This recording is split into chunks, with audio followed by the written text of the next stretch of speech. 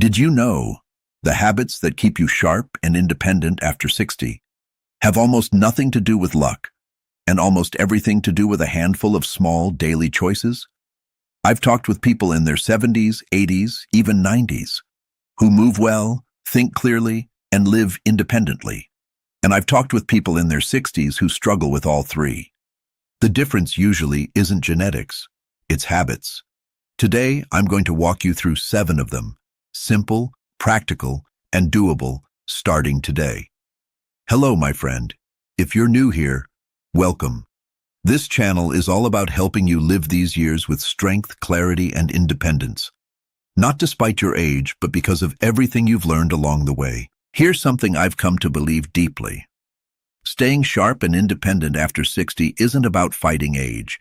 It's about working with it, wisely, gently, and consistently. The body and mind, at this stage of life, respond beautifully to small, steady care. Not extreme changes, not complicated routines, just simple habits, repeated with kindness toward yourself. So today, let's walk through 7 areas of life: movement, routine, connection, simplicity, mental sharpness, home safety, and one final habit that ties it all together. By the end, you'll have a clear, practical picture of how to protect your independence for many years to come. Let's begin. The first habit, and honestly, one of the most important, is gentle, consistent movement. Not intense exercise. Not anything that feels like punishment. Just movement, done regularly, in a way your body enjoys. Here's why this matters so much. Your muscles, your balance, your joints, they all respond to use. When we move less, out of caution or comfort, the body quietly grows weaker and stiffer.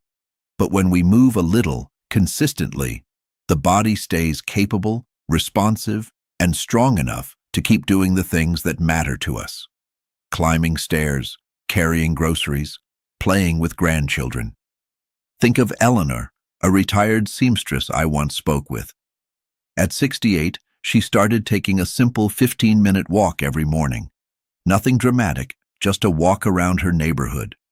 Within a few months, she noticed she felt steadier on her feet, and climbing her porch steps no longer left her winded. She didn't join a gym. She didn't buy special equipment. She simply moved a little every single day. The key word here is consistency, not intensity. A gentle walk, some light stretching, chair exercises, even dancing in your living room to your favorite music. All of it counts. Your body doesn't need extreme workouts to stay capable. It needs regular, gentle reminders that it's still needed, still useful, still alive with purpose. I'd encourage you to think of movement not as exercise, but as maintenance, the same way you'd maintain a car or a garden. A little care, given consistently, prevents much bigger problems down the road. And the wonderful thing is, it's never too late to start. The body responds to gentle movement at any age, whether you're 60 or 90. The second habit is keeping a simple daily routine. This might sound almost too basic to matter, but I promise you, it's one of the most protective habits for both your body and your mind. Here's why. When life had a structured job, or when children needed to be raised, our days had natural rhythm built into them. But after retirement, that structure can quietly disappear, and with it, so can motivation, purpose, and even a sense of time passing meaningfully. I think of Walter, a retired postal worker who told me that his first year of retirement felt aimless. He'd wake up without knowing what the day was for.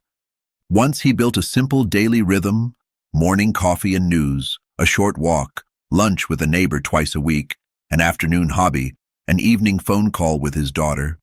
He said his days felt full again, even though nothing about his life had dramatically changed. Just the structure did. A good routine doesn't need to be rigid or complicated. It simply needs anchors. A few consistent points in your day that give it shape.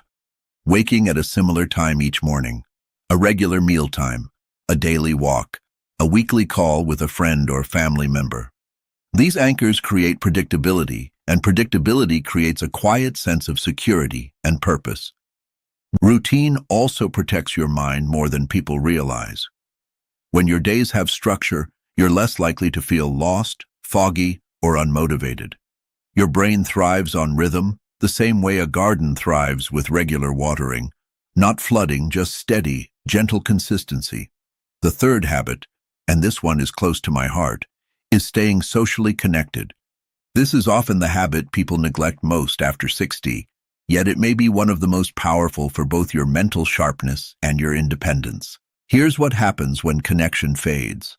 Conversation keeps our minds active in ways that puzzles and solo activities simply can't replicate. When we talk with others, we're constantly listening, responding, remembering, and engaging. It's like a full workout for the brain, disguised as something enjoyable. Isolation, on the other hand, can quietly speed up both mental and physical decline. I remember Dorothy, a retired nurse who lived alone after her husband passed. For a while she withdrew, spending most days by herself, but she made a decision to join a weekly card game at her community center. Just once a week at first. Within months she'd made 3 close friends, started a walking group with them, and told me she felt more like herself than she had in years. The change wasn't in her health directly, it was in her connection. But the health benefits followed naturally. You don't need a large social circle. You simply need consistent, meaningful contact. That might mean a weekly phone call with a family member, a regular coffee date with a neighbor, a faith community, a hobby group, or even a volunteer position a few hours a week. The goal isn't quantity, it's consistency and warmth. If connection has become harder to maintain because of distance, loss, or simply less energy for socializing, I gently encourage you to take one small step. A single phone call, a single invitation. One small effort repeated regularly can rebuild a sense of connection that protects both your mind and your independence for years to come. The fourth habit is simplifying daily life. As we get older, energy becomes a more precious resource, and every unnecessary complication in daily life quietly drains a little of it. Here's what I mean. Think about how many small decisions and tasks fill an average day. What to wear, what to cook, where things are kept, which bills need attention, which subscriptions you still use. Each of these, on their own, feels small, but together they can create a quiet, constant background hum of mental effort. Frank, a retired mechanic, told me something that stuck with me. He said, "I spent 30 years fixing complicated engines. Now I just want my daily life to be simple." He started decluttering his kitchen, keeping only the items he actually used. He set up automatic bill payments so he didn't have to think about due dates. He simplified his wardrobe to pieces he genuinely loved and wore often. He said his home and his mind both felt lighter. Simplifying doesn't mean giving things up sadly. It means removing the unnecessary so there's more room, more energy, more clarity for what truly matters. This might mean organizing your kitchen so frequently used items are within easy reach. It might mean setting up automatic payments for regular bills. It might mean keeping a small notebook by the phone for important numbers, instead of searching through drawers. Each simplified area of life is like removing a small stone from your daily backpack. One stone doesn't feel heavy, but removing several, you'll notice you move through your days with more ease, more energy, and more mental clarity for the things that bring you joy. The fifth habit is protecting your mental sharpness. And I want to be clear, this isn't about avoiding age. It's about actively nurturing your mind, the same way you'd nurture a garden you want to keep blooming. Here's the encouraging truth. Your brain remains capable of learning, adapting, and staying sharp well into your 80s and beyond. But like a muscle, it needs regular, gentle use. The danger isn't age itself. The danger is a lack of mental stimulation, doing the same passive activities day after day without any new challenge or engagement. Think of Margaret, a retired teacher, who decided at 71 to learn how to paint with watercolors, something she'd never tried before. She told me the process felt awkward and slow at first, which is exactly the point. New, slightly challenging activities, learning a language, picking up an instrument, trying a new hobby, even learning to use a new phone or computer. Create fresh pathways in the brain that passive activities simply don't. Reading regularly, doing puzzles, playing card games, having engaging conversations, and learning new skills all count as mental exercise. The key is variety and gentle challenge, not repeating the same easy activity endlessly, but stretching your mind a little, regularly, the way gentle movement stretches your body. I'd also add, don't underestimate the mental power of simply staying curious. Ask questions, try new recipes, explore a new part of your town. Curiosity keeps the mind alert and engaged in a way that routine alone cannot. Your mind, at this stage of life, isn't declining by default. It's simply asking to be used, nurtured, and gently challenged, the same way it always has. The sixth habit is making your home easier and safer to manage. This one is practical, but it has a deep impact on your independence, because your home is where you spend most of your time, and small adjustments here can prevent big problems later. Here's the mindset I want you to have. This isn't about admitting weakness, it's about being wise. The same way you'd wear a seatbelt not because you expect an accident, but because it's simply smart preparation.